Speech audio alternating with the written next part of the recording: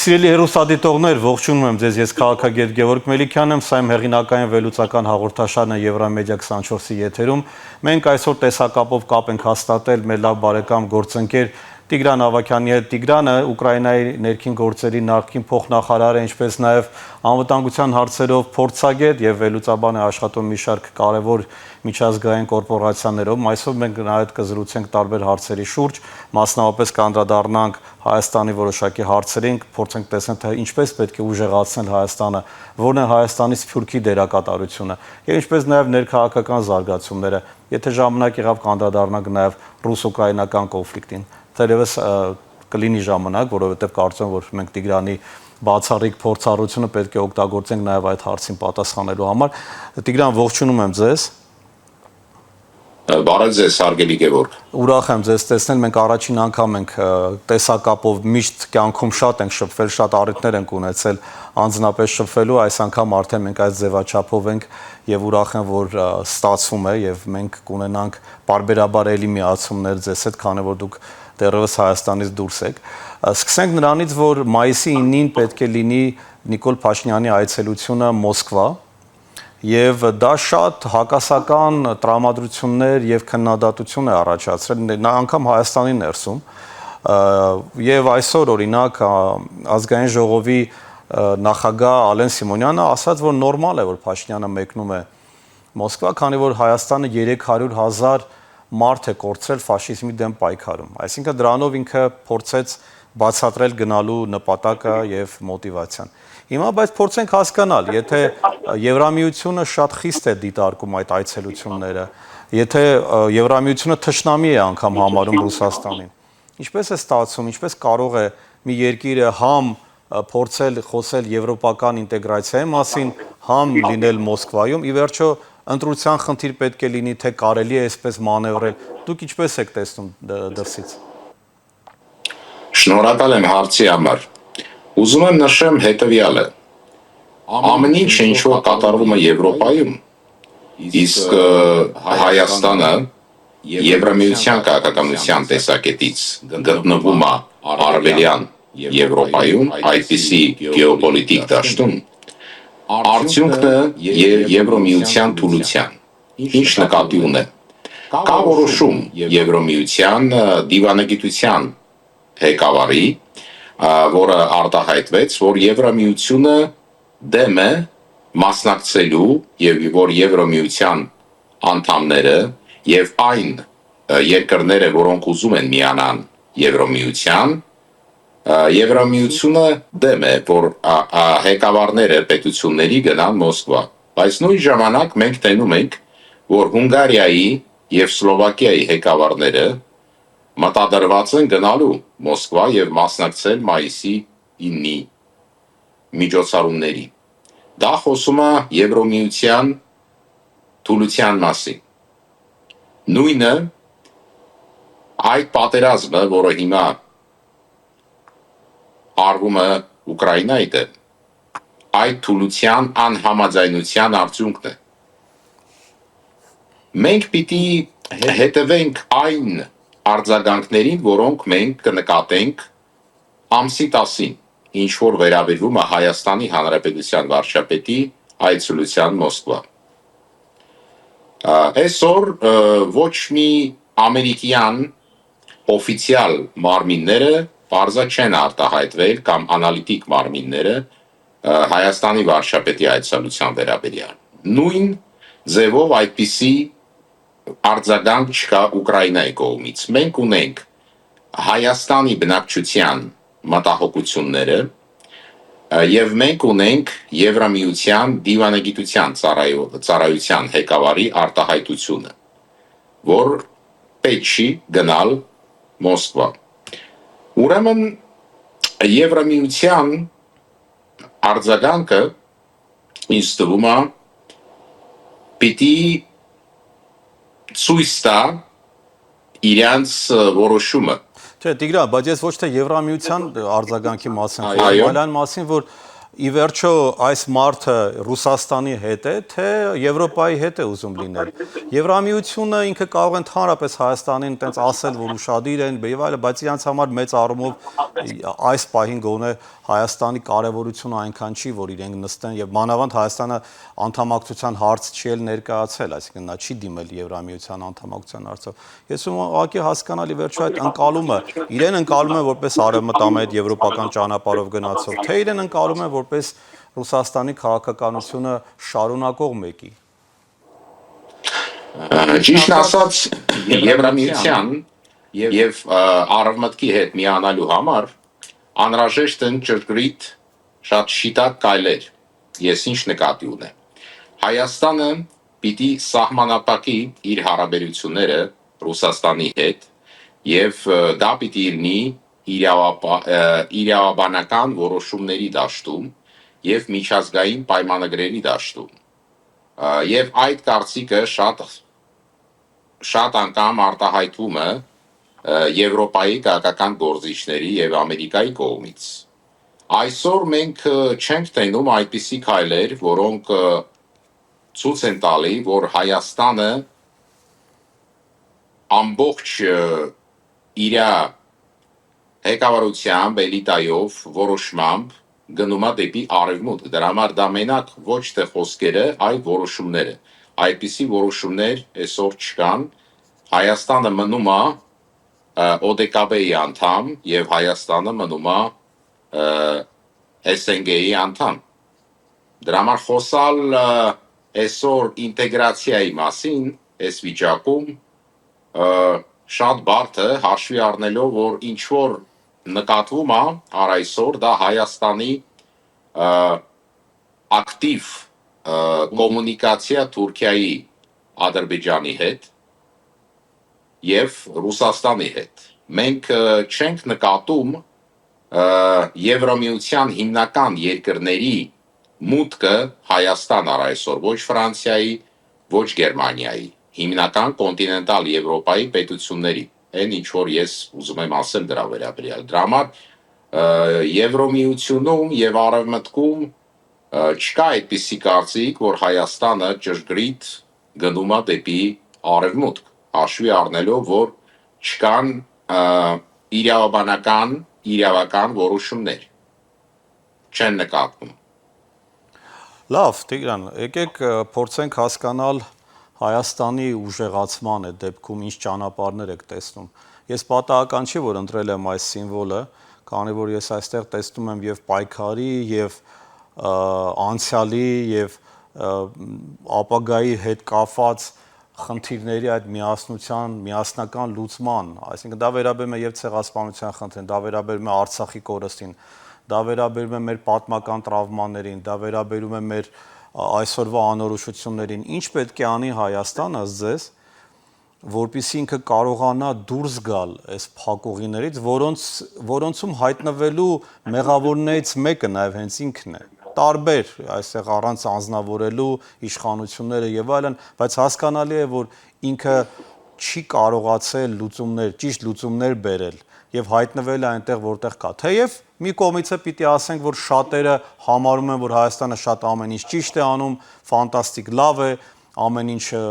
ճանապարհները կառուցվում են, մանկապարտեզներ են կառուցվում, որ հրաշք իշխանություններ ունենք, բայց մենք հասկանում ենք, որ այդ ամեն ինչը ավելի շատ պոպուլիզմ է։ Ինչպես դուրս գանք այս ամեն ինչից։ Դե դուրս գալու այսօրվա իրավիճակից հաշվի առնելով, որ Հայաստանը փոքր երկիր է, Հայաստանը պիտի հետաքրքրություն ներկայացնի այն դաշնակիցներին, որոնք ապահովեն երաշխիք կլինեն Հայաստանի անվտանգությանը։ Օրինակ, որպես Ամերիկայի Միացյալ Նահանգները երաշխիք են Իսրայելի անվտանգությանը։ Եվ պիտի հասկանանք, որ երկրները այդպիսի երաշխիք կարան լինեն։ Կարա Ռուսաստանը լինի այդպիսի երաշխիք։ Իհարկե ոչ, դրա համար որ հենց Ռուսաստանն է կազմակերպել Թուրքիայի, Ադրբեջանի եւ մի շարք այլ երկրների հետ Արցախի նկատմամբ այդ օպերացիան, որի արդյունքում Հայաստանը կորցրեց այդ հազարամյա հայկական հողը։ Կարա լինի այդպիսի երկիր Բրազիլիան կամ Ինդիան։ Իմ կարծիքով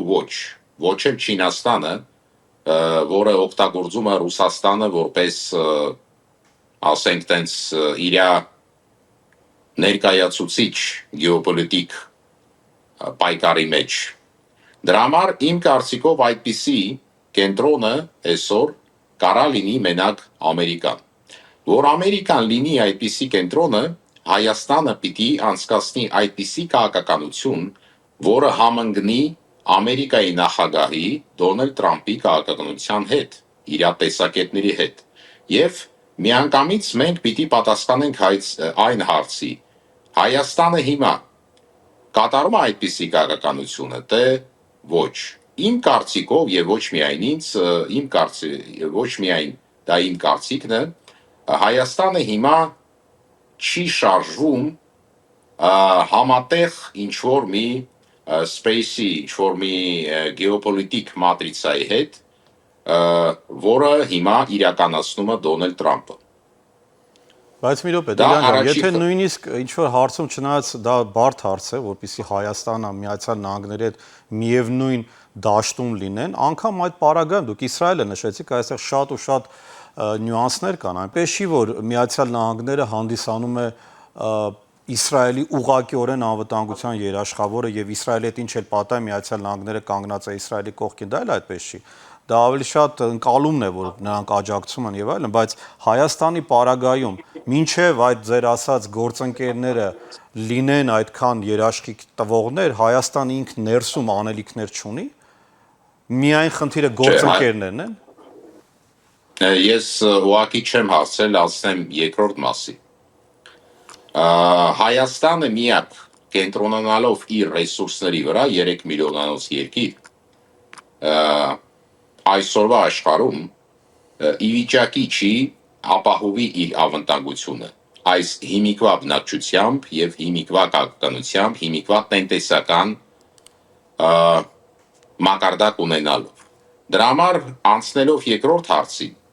Հայաստանի համար անհրաժեշտ է ընդգրկել Սփյուռքի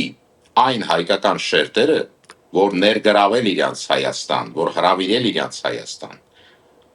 որոնք իմ կարծիքով բաժանվում են երկու մասի։ Հիմիկվա աշխարհում տարբեր տեղերում հայերի վիճակը բարդանում է։ Հաշվի առնելով, որ տարբեր պատերազմներ են անցկացվում եւ սկսվում եւ կոնֆլիկտներ, օրինակ Սիրիա, Լեբանան, Իսրայելի եւ Պալեստինի հակամարտությունը եւ այլն եւ այլն։ Հայաստանը պիտի օգտագործի բոլոր միջոցները, որ այդ հայերին, որոնք ներկայացնում են առաջատար շերտերը իրանց երկրներում, որտեղ իրանք ապրում են եւ պահպանում են ամենաբարձր մակարդակի վրա հայկական հոգին, հայկական ավանդույթները բերի իրանց Հայաստան։ Դա առաջի մասն է։ Երկրորդը, հաշվի առնելով, որ Հայաստանը աշխարհում ունի տասնյակ հազարներ հայեր, ես նկատի ունեմ, որոնք պրոֆեսիոնալ են, բարձր կարգի մասնագետներ են, զինվորական գործում, գիտությունների մեջ, տնտեսական հարցերում, այդ մարդկանց Հայաստանը պիտի պայմաններ ստեղծի, աշխատի, նախագծեր մշակի, որ այդ հայերը գան Հայաստան։ Դրա համար այդ տարածաշրջանում, որտեղ գտնվում է Հայաստանը, ունենալով 3 միլիոն բնակչություն, Հայաստանը չի կարա ապահովի ոչ զինվորական, ոչ տնտեսական մակարդակով իր անվտանգությունը։ Եվ ես խոսում եմ հայերի մասին։ Եթե Հայաստանը բերի Հնդկաստանի, Բանգլադեշի կամ Աֆրիկայի բնակչությունը, դա չի նպաստի Հայաստանի հզորացմանը։ Ինչ վերաբերվում է Սփյուռքի հետ աշխատանքի վերաբերյալ, ես լավ տեղյակ եմ այդ աշխատանքի մասին, որը կատարվել է 1991 թվականից մինչև հիմա, ու կարամ ասեմ, որ հիմնականում այդպիսի աշխատանքը եղել է պրոֆանացիոն եւ իմիտացիոն։ Ոչ պայմաններ են ստեղծվել, ոչ էլ այս 34 տարվա ընթացքում, ոչ էլ հնարավորություններ են ստեղծել, հետաքրքրություն են ցույց տվել, որ Սփյուռքի հայությունը գա Հայաստան։ Իսկ առանց հետ գալու Հայաստանը չունի իմ կարծիքով սուբյեկտիվ ապագա որպես անկախ էֆեկտիվ հզոր պետություն։ Շատ լավ, Տիգրան, իսկ ինչպես է կարծում, արդյոք հնարավոր է, որ այդ իրողությունը, պարադիգման փոխվի, ինչը կնպաստի, ի վերջո, եթե փոխվելու լիներ, ձեր նշած կարծում եմ, որ կետերը երևի թե ինչ-որ մարդիկ այստեղ գիտակցել են, որ մեզ Սփյուռք է պետք, մեզ անվտանգություն է պետք, ոչ Սփյուռքի հետ են աշխատել, ինչպես դուք էլ նշեցիք, ոչ անվտանգությունն են ուժեղացրել, ինչ պիտի փոխվի, ինչն է կամ ըստ ինչն է պատճառը, որ մենք դա չենք անում։ Ի վերջո անգամ Ադրբեջանը, ես դա ցավով եմ ասում, բայց կարողացավ ինչ-որ գիտակցություն փոխել իր մեջ։ Հիմա օգնեց Թուրքիան, Ռուսաստանը օգնեց, Պակիստանը օգնեց, Սիրիան օգնեց, դա հարցի երկրորդ կողմն է։ Բայց փաստացի իրենք ինչ-որ քայլեր արեցին իրենց համակարգը, իրենց մոտեցումները փոխելու, որից մենք բնականաբար տուժեցինք։ Հիմա ինչպես անենք, որ մենք շահած դուրս գանք, Ադրբեջանը տուժի կամ գոնե հանգիստ թողնի Հայաստանին, հնարավորինս մեզանից կախված նկատի ունեմ։ Դե մենք պիտի հաշվի առնենք ու չպիտի անտեսենք այն հետաքրքրությունը, որը Ադրբեջանի նկատմամբ ունի Մեծ Բրիտանիան, հաշվի առնելով, որ ավելի քան 35% Ադրբեջանի էներգոռեսուրսների տերն է, եւ Իսրայելը, որը օգտագործում է Ադրբեջանը Իրանի դեմ, եւ Թուրքիան, որը հայտարարել է, որ Ադրբեջանը եւ Թուրքիան մի պետություն են, եւ Ռուսաստանը։ Մենք ինչ պիտի անենք, Ադրբեջանին հանգիստ թող, մենք ինչ պիտի անենք։ Բոլոր մենք կարող ենք նշել, թե Ադրբեջանը ինչքան իրեն աջակցում է։ Դրա համար եմ ասում, էական չի թե ով է, դա երկրորդական է։ Կարևորը մենք ինչու չենք կարողանում փոխվել։ Իմ հարցը դրան է վերաբերում։ Բայց Գևորգ ջան, դու անդրադարձել ես Ադրբեջանին, ես դրա համար բացատրություն Չէ, Ադրբեջանը ընդհանուր օրինակ է, որ անգամ Ադրբեջանն է փոխվում, մենք ինչպես փոխվենք։ Դե մենք պիտի դուրս գանք ռուսական օկուպացիայից, Գևորգ ջան, որ կարանք անկախ գործենք։ Մինչև հիմա Հայաստանը իմ կարծիքով գտնվում է Ռուսաստանի օկուպացիոն իշխանության տակ։ Եվ մինչև հիմա Ռուսաստանը ունի գործակալներ Հայաստանում շատ մի շարք, Ռուսաստանը ունի զինվորական ուժ, Ռուսաստանը ունի մեծ ազդեցություն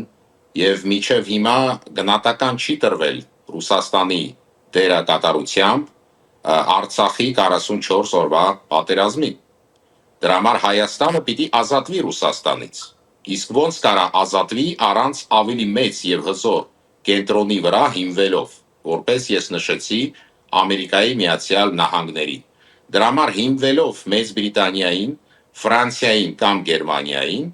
որպես Ֆրանսիա-Գերմանիա մի միասնություն են եւ մի կենտրոն Մեծ Բրիտանիա, Հայաստանը այդպիսի շանս չի ունենա, դրա համար այդ երկրները այլ նպատակներ ունեն տարածաշրջանային զարգացումների եւ մի ուժը իմ կարծիքով սուբյեկտիվ, ոնց որ ես եմ դա հասկանում, եւ իմ գոլեգաները մնում է Ամերիկայի Միացյալ Նահանգները։ Իսկ Ամերիկայի Միացյալ Նահանգների հետ պետքա խոսալ։ Պիտի Ամերիկայում հաստատվեն լուրջ կապեր, պիտի աշխատանք տարվի եւ ինչ որ վերաբերվում է ինձ, ես նպաստում եմ, որ Ամերիկայի հիմիկվա թիմի ներկայացուցիչները գան Հայաստան, որ իրանց կարծիքը հայտնեն Վաշինգտոնում։ Նույն ժամանակ շատ դեպքերում, երբ ես միանգամից գալիս եմ Վաշինգտոն DC, ես այդպիսի հանդիպումներ եմ անցկացնում, որ Հայաստանին պետք է օգնել, Հայաստանի կողմը պետք է նայել, հաշվի առնելով, որ Դոնալդ Տրամպի քաղաքականությունը հիմնված է պրոտեստանտ բողոքական քրիստոնյա արժեքների, եւ Հայաստանը որպես առաջի քրիստոնյա պետություն պիտի օգտագործի այդ հնարավորությունները։ Ուրեմն ինչ պետք է անել, պետք է,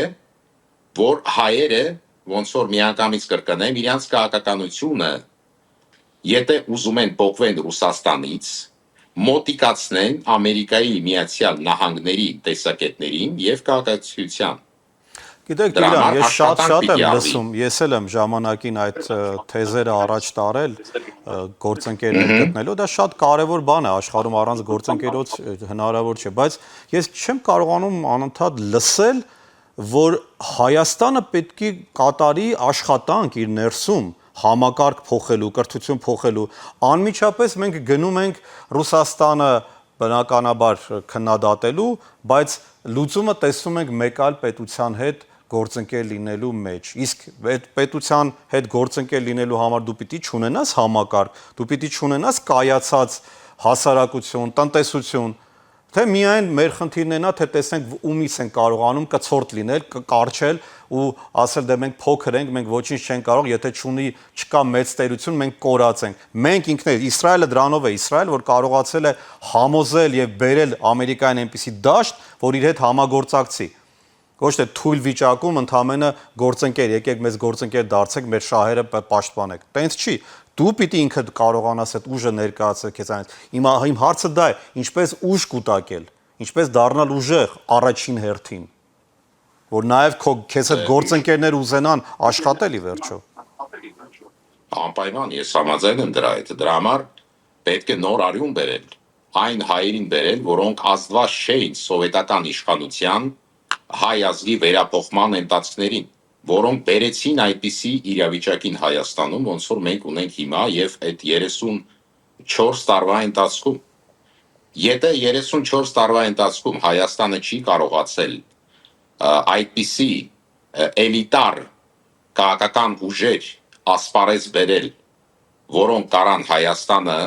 հանեն այդ վիճակից, ուրեմն անհրաժեշտ է այլ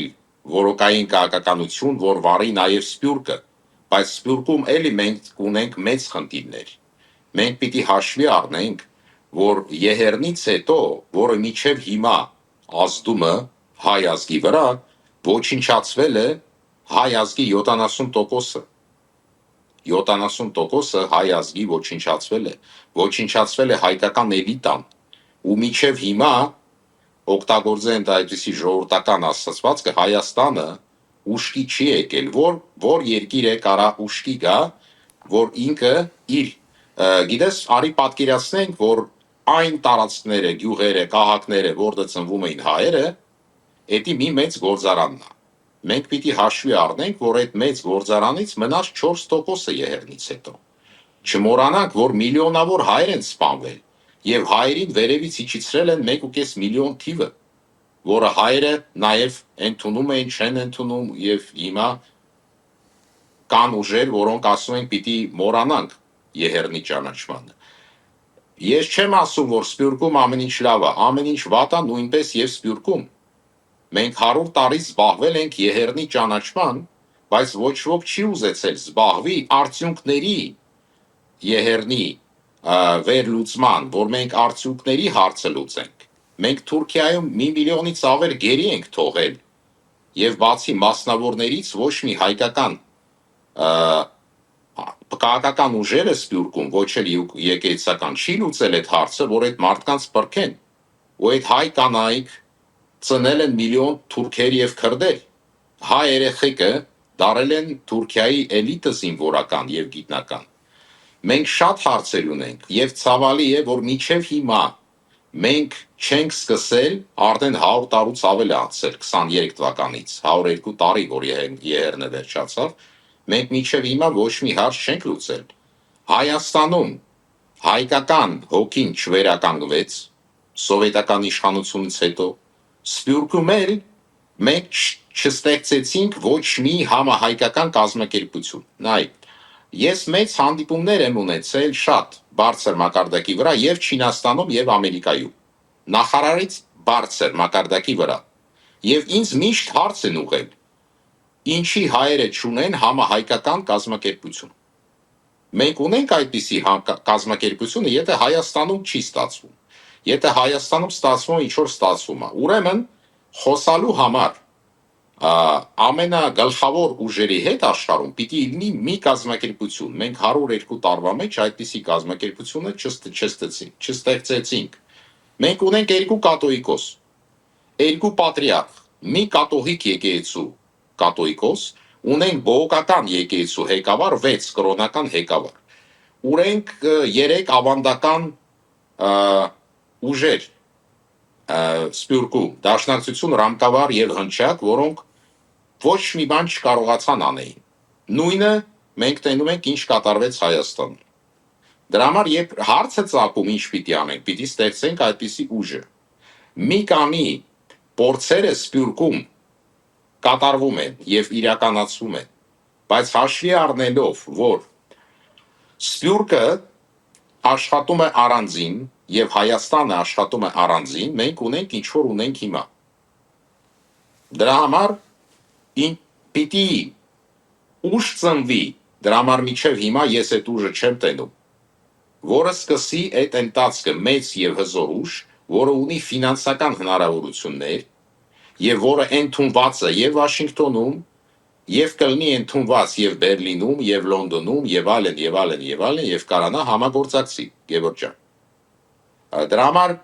ինչ պիտի անենք, պիտի ստեղծենք համահայկական կազմակերպություն։ Դրա համար չկա այդպիսի կազմակերպություն։ Մարդիկ չգիտեն ում հետ պիտի խոսան։ Սփյուռքում Կիլիկիո կաթողիկոսի հետ, Տեկպոլիսի պատրիարքի հետ, Երուսաղեմի պատրիարքի հետ։ Եվ մենք կարիք ունենք համազգային անվտանգության սիստեմի նույնը նորից բերեմ հրյաներին որպես օրինակ եւ Իսրայելը, դրա համար իրանք հաջողակ են այդ գործում եւ ունեն այդպիսի կազմակերպությունները։ Եթե Երուսաղեմի պատրիարքի ղեկավարությամբ վաճառվում է հայկական հողը, որը հայերը տիրում են 1700 տարի, 25% եւ միջև հիմա ինքը մնում է Երուսաղեմի պատրիարք, մենք պիտի հասկանանք, որ ինչ որ մի բան չի հայերի հետ, որ ազգը հիվանդ է։ Եթե միջև հիմա Հայաստանում ոչ մի ռուսական գործակալ չի դատապարտվել, որը նպաստել է Ռուսաստանին, Թուրքիային, Ադրբեջանին եւ Հայաստանի քաղաքացիներ եւ Արցախի քաղաքացիներ եւ իրանք հանգիստ ապրում են Հայաստանում եւ Երևանում, ուրեմն խնդիրները ավելի լուրջ են։ Եվ դրա համար օրինակ ես քեզ ասեմ, ես աշխատում եմ երիտասարդների հետ, դրա համար հույսը մեր տարիքի մարդկանց հետ ավելի մեծ, ես ընդհանրապես կտրել եմ, որ ինչ որ մեկու հետ ես կարամ հույս կապեմ։ Դրա համար մի մասը պրոֆանացիոն, իմիտացիոն նպատակներ է դնում, մի մասը տանում է դեպի Ռուսաստան, մի մասը անհասկանալի քաղաքականություն է վարում, մյուս մասն էլ մտածում է հայ ժողովրդից աշխարհի ոնց փող հավաքի իրանց կենցաղային հարցերը լուծելու համար։ Այդպիսի պատասխան կես կտամ, դա իմ կարծիքն է եւ համոզված եմ իմ խոսքերի մեջ։ Տիգրան, դուք խոսում եք համահայկական կազմակերպության ստեղծելու առաջնահերթության կարևորության մասին։ Որոշ երկրներում կարծեք թե կան համայնքային կառույցներ, ոմանք եկեղեցական են, ոմանք Սփյուռքի ինչ-որ բարերարներ են, ոմանք բիզնեսմեններ են։ Ինչպես անել, որ բոլորի ուժերը ձեր ասած միտքը շարունակելով համատեղվեն, այսինքն ընդհանուր եւ էլի չառաջանա թե ով է ղեկավարը եւ կարեւորը լինի այդ պաշտոնները, ոչ թե իրական գործ անելը, խոսքից գործի անցումը ինչպես կարողանանք անել։ Առաջին նպատակն է իմ կարծիքով եւ տրամաբանության կարծիքով եւ հիմնվելով այն փորձին, որոնք օգտագործում էին հայերը մինչև 17-րդ դար, 17-րդ դարից հետո մեր մոտ ոնց որ այսպես ահետա։ Մի քիչ շատ կարճ վերադառնամ պատմության։ Մինչև 17-րդ դար հայերը եղել են համար 1 առաջատար ազգ համաշխարհային տնտեսական առևտրի մեջ։ Հայկական նավերը, հայկական կարավանները, հայկական բանկերը եւ կենտրոնները գործել են Լոնդոնից, Մանչեսթերից մինչև Մանիլա, Ֆիլիպինի, մինչև 17-րդ դար։ 17-րդ դարում մենք պարտվում ենք եւ փորձեր են կատարում վերականգնել մեր արժեքները, մեր հնարավորությունները ու եղերն է ոնց որ կտրում է այդպիսի այդ հայկական շարժումը, որ արդեն սկսվել է համաձայնվել, սկսվել է կազմակերպվել։ Դրա համար ամենակարևորը հայերի համար իմաստները, որ հայը աշխարհում ապրելով հասկանա ինչի համար մնա հայ, ինչի համար Հայաստանը շարունակի իր զարգացումը։ Այսինքն ինքնության Եթե կռիվ պետք է այդ տա, ինքնության ինչ կռիվ, ինքնությունը պահպանելու կռիվ։ ինքնությունը պահպանելու կռիվ առանց իմաստի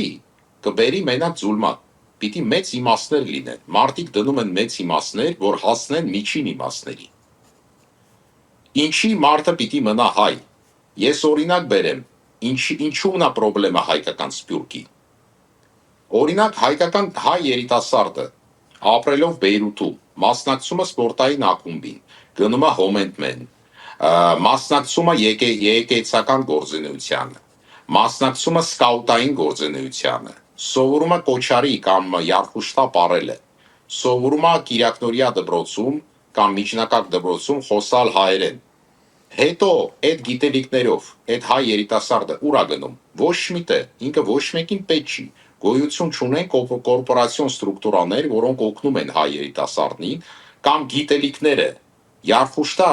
կոչարի պարելով մենք հետաքրքիր չենք ոչ հնդիկներին, ոչ չինացիներին, ոչ էլ արաբներին կամ թուրքերին, որոնց մեջ հայերը ապրում են։ Պիտի հայերը ստանան այդպիսի գիտելիքներ մասնագիտացված եւ 19, 20, 22 տարեկից հետո գնան եւ դառնան մի մաս կորպորացիոն հայկական համակարգերի առանց էդի իմաստը չի լինում հայ մնալը։ Ես օրինակ բերեմ,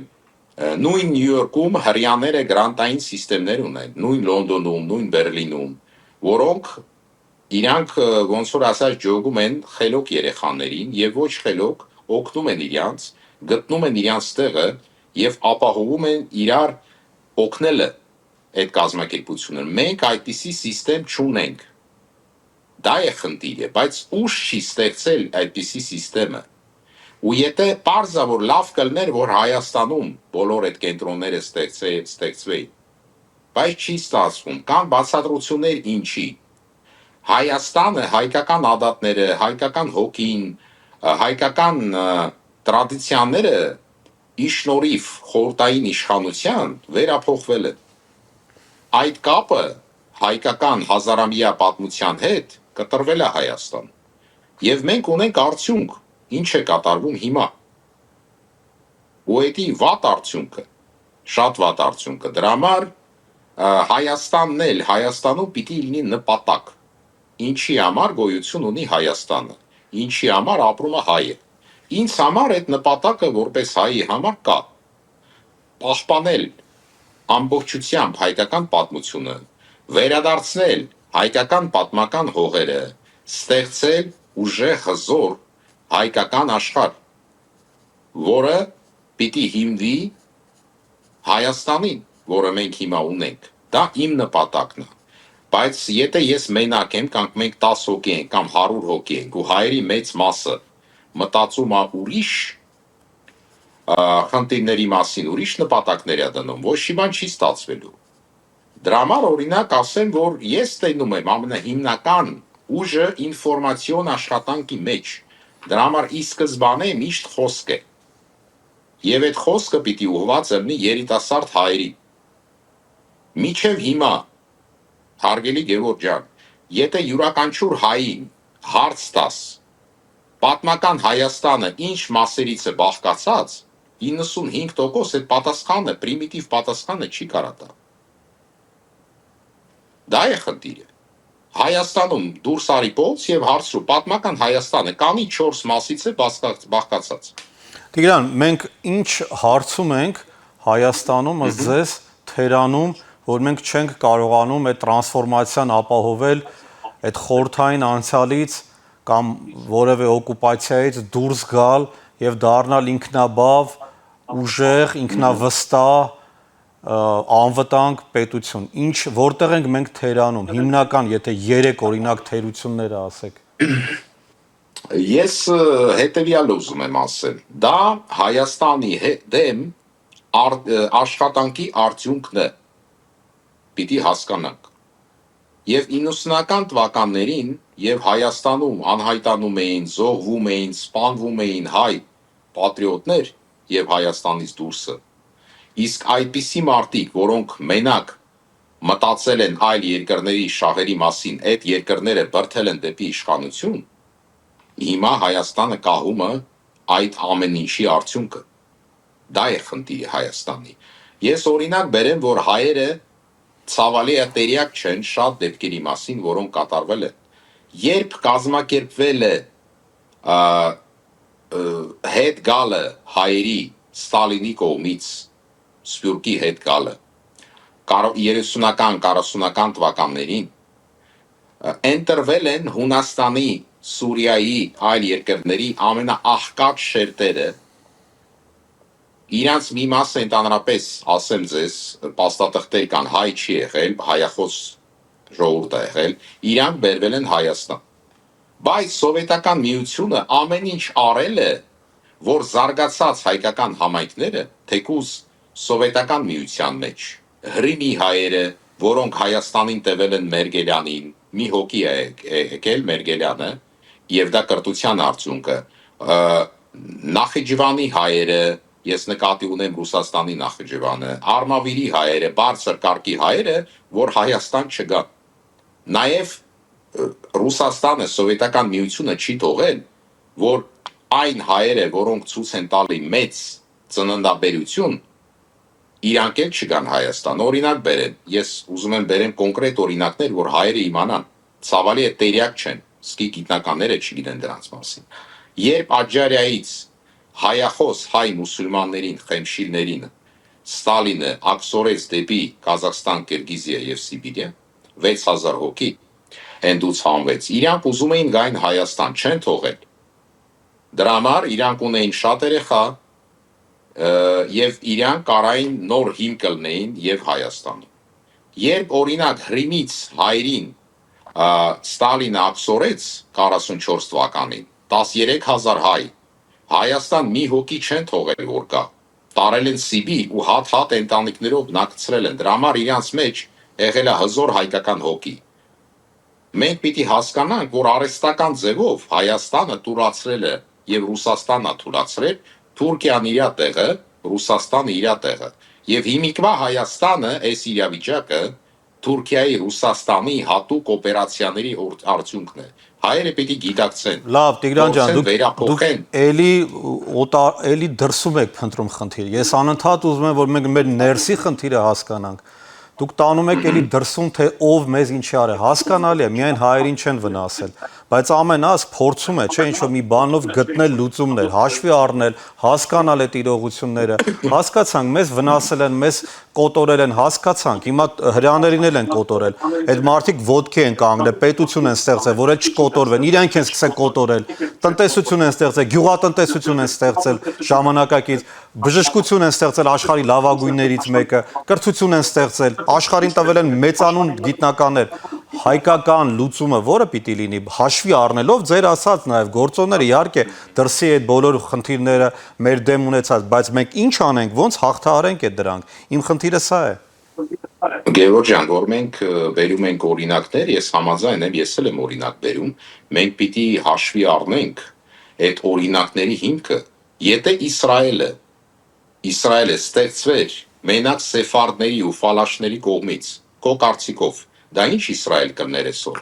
Դա կլներ Հորդանանի պես, ամենալավ դեպքում Եմենի պես Իսրայելը։ Փաստացի ունենք ինչ ունենք, մենք ունենք Իսրայել, որը չի ստեղծվել Միացյալ Նահանգների կողմից, ստեղծվել է ցեղասպանված հրեաների սերունդի կողմից։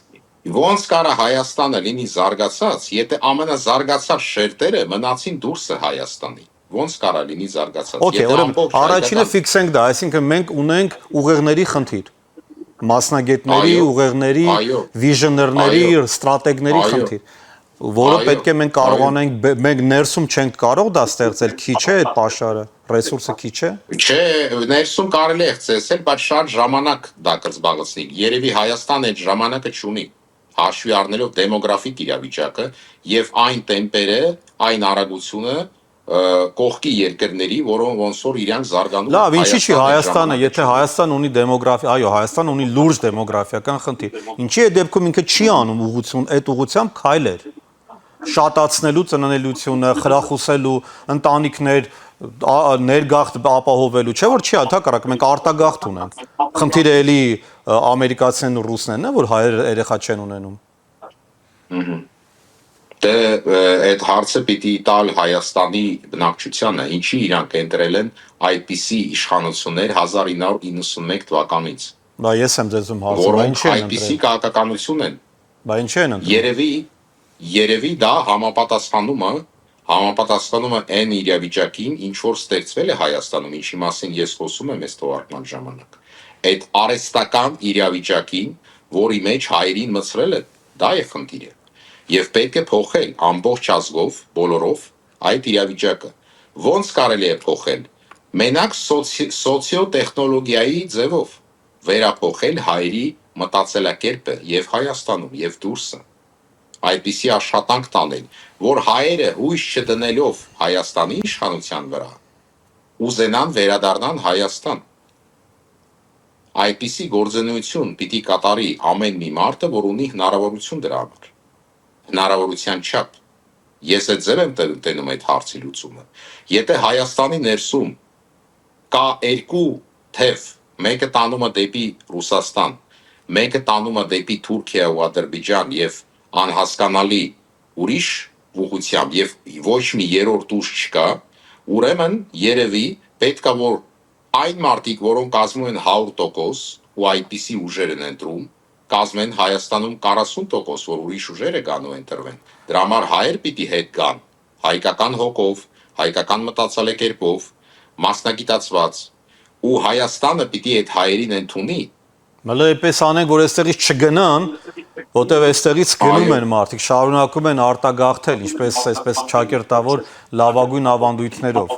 Մենք անընդհատ ու անընդհատ գաղթականության այսպես ճանապարհն ենք բռնում, չգիտեմ ինչպես պետք է դա կանգնեցնել, այսինքն ինչպես անել, որ մարդիկ իրենց հայրենիքում իրենց զգան ապահով, ինքնավստահ, ապագայի հանդեպ վստահություն ունեցող։ Հակառակ դեպքում մենք որևէ ձևով չենք կարողանալու կանգնեցնել նաև Թուրքիայի, Ադրբեջանի առաջ խաղացումը։ Համաձայն եք, չէ՞, որ նրանք ուզում են տեսնել Հայաստանի չգոյությունը։ Ինձ թվում է, որ բոլոր հարևանները, բացի Վրաստանից, դրա համար Վրաստանը գտնվում է նույն շատ բարդ գոյաթեման վիճակում, որը կարող է անհայտանա, բոլոր հարևանները չեն ուզենա, որ Հայաստանը լինի առաջատար հզոր երկիր։ Դրա համար ամեն մի հայը պիտի նպաստի Հայաստանի հզորացմանը, վերափոխման։ Ամեն մի հայը։ Դա մեծ պայքար է։ Իհարկե, այստեղ հակառակ քարոզչություն է գնում, Տիգրան, Հայաստանում գնում է այն քարոզչությունը, որ մենք պետք է լավ հարաբերություններ ունենանք, այո, հասկանալի է, անվտանգության համար լավ հարաբերություններ հարևանների հետ շատ կարևոր է, բայց դա չի կարող լինել միակողմանի եւ դա չի կարող լինել մեր ինքնասիրության, արժանապատվության, մեր ինքնության հաշվին։ Ես կուզեի նշել, որ շատ կարևոր է ունենալ լավ հարաբերություններ Թուրքիայի, Ադրբեջանի, Վրաստանի, Իրանի հետ։ Բայց երբ մենք ունենանք այդպիսի լավ հարաբերություններ, մենակ այն դեպքում,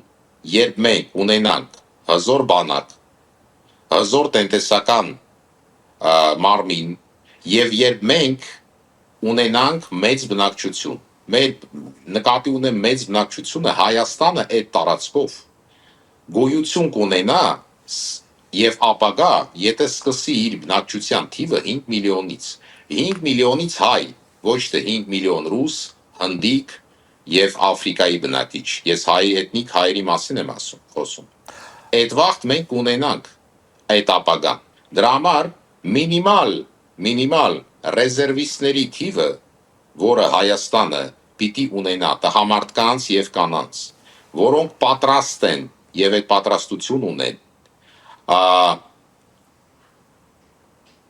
դառնալ հայկական զինվոր անհրաժեշտ դեպքում այս տարածաշրջանում դա կես միլիոն թիվ է, կես միլիոնը Հայաստանը կարող ապահովի միայն 5 միլիոն բնակչություն ունենալով պրոֆեսիոնալ էֆեկտիվ բանակ եւ ունենալով այդպիսի ռեզերվիստների թիվ։ Մենք հիմա ունենք տասնյակ հազար պատրաստված սպաներ, մենակ ուկրաինական բանակում, որոնք պատրաստ են գալ օգնել եւ գալիս եւ օգնում, աշխատում են օգնել Հայաստանին վերափոխել իր անվտանգության համակարգը, բայց շատ բարդ է դա անել։ Հաշվի առնելով, որ Հայաստանի ամենամեծ խնդիրը պրոֆեսիոնալների բացակայությունը կառավարման օղակներում։ Դա է խնդիրը, դա երևում է միանգամից, որ մարդիկ ես բերեմ օրինակ, բերեմ կոնկրետ օրինակներ։ Կան մասնագետներ, կան գեներալներ, որոնք կարան ստեղծեն առաջատար գնդեր եւ զորամասեր։ Ես բերեմ պրակտիկ օրինակ, ես Ուկրաինայում եղել եմ կուրատոր ղեկավար թեթև Light Infantry Brigade, հայերեն չգիտեմ ոնց ասեմ, Light Infantry Brigade։ Ես եղել եմ Light Infantry Brigade-ի զորամասի curator, որը ստեղծել եք ու մեծ սպորտ կա, ու կան հայկական սպաներ, որոնք մասնակցել են գնդապետից մինչև լեյտենանտ։ Ինչի օրինակ IPC Brigade-ը Հայաստանում ես կամ իմ մնացած գոլեգանները չեն առաջարկել մեզ գալ ու ստեղծել։ Ինչի տենց բան չի արվում։ Ես չեմ կարող այդ հարցի պատասխանը տամ։ Հայաստանը մեծ անհրաժեշտություն ունի։ Մենք այդ ամենը անում ենք Չիլիում, Ուկրաինայում, Ֆրանսիայում, այլ երկրներում։ Մենք հայերս ուզում ենք Հայաստանին անենք, բայց չի արվում այդ բանը։ Երևի մենք չպիտի դիմենք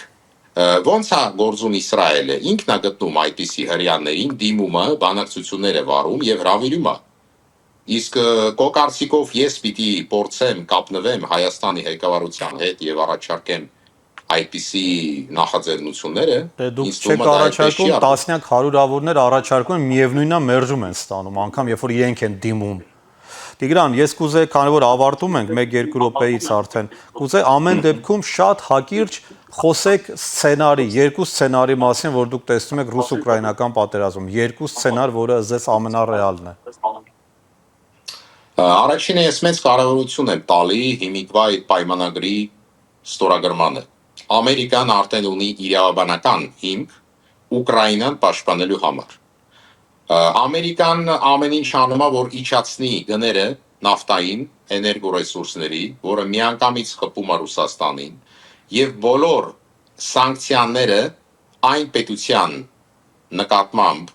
օրինակ Իրանի եւ երկրորդ սանկցիաները, երկրորդ կարգի, իրանք գործում են նույնը Ռուսաստանի դեմ։ Ես սցենարը տենում եմ, որ ոչ ոք չի ուզում կորցնելու ուկրաինական 1 միլիոնոց բանակը։ Միակ Եվրամիության պաշտպանը, որ հիմա մենք ունենք։ Եվ Ամերիկան, Եվրամիությունը միջոցներ կգտնեն Ուկրաինային օգնելու։ Եթե չհաջողվի մայիս ամսին ժամանակավոր կանգնեցնել այդ պատերազմը, ճնշումը Ռուսաստանի վրա եւ կուժեղանալու է տնտեսական գծով, որը ամենամեծ ճնշումն է, եւ օգնությունը Ուկրաինային շատանալու է։ Դա ուզում եմ ասեմ, դա այն ինչ որ բաները, ինչ որ ոչ ես տենում եմ, ինչ որ ես գիտեմ իմ գործի, ասենք, բնույթից։ Տիգրան ջան, շատ շնորհակալ եմ ձեր այս ծավալուն պատասխանների համար։ Ես ուզում եմ հիշեցնել, որ մեր հեռուստատողներին, որ սա քննարկման ձևաչափ է, ոչ թե հարցազրույց, հետեւաբար այս երկու ստեկ զրույցի հենց նպատակն է փորձել հասկանալ ավելի խորքային եւ միջամտելով եւ փորձելով հակադրվելով եւ հակափաստարկներով ավելի շատ հնարավորություն տալ ձեզ խորապես տեսնելու խնդիրները։ Շնորհակալություն ձեզ Տիգրան։ Ես մեր հեռուստադիտողներին շնորհակալ եմ ձեզ Գևորգ ջան։ Առաջարկում եմ, որ միանան ձեր YouTube-յան ալիքին եւ հետևեն ձեր արդեն անձնապես ձեր վերլուծություններին։ Ես հիշեցնեմ, որ մենք հյուրընկալեցինք Ուկրաինայի ներքին գործերի նախկին փոխնախարար, ինչպես նաեւ անվտանգային հարցերով փորձագետ, տարբեր միջազգային կառույցներով վերլուծաբան Տիգրան Ավագյանին։ Ձեզ հետ էր քաղաքագետ Գևորգ Մելիքյանը, հաջողություն ձեզ։